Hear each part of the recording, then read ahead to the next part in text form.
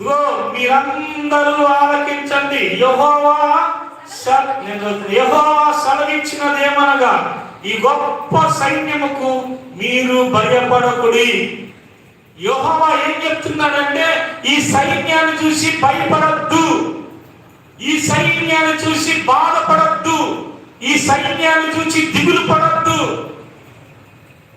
ఎందుకు దిగులు పడద్దు, ఎందుకు భయపడద్దు అని చెప్తున్నాడు. ఎందుకు చేయొద్దని చెప్తున్నాడంటే ఈ యుద్ధము మీరు కాదు, దేవుడు జరిగించును. హల్లెలూయా, హల్లెలూయా. అంటే నీ శ్రమను, నీ కష్టమును, నీ పరిస్థితులను సరి చేయాల్సింది దేవుడు.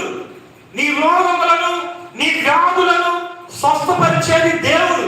నీ వ్యాపారాన్ని అభివృద్ధి చేసేది దేవుడు. నీకు ప్రతిదీ కలుగు చేయాల్సింది దేవుడే. అయితే సమస్యలు వచ్చినప్పుడు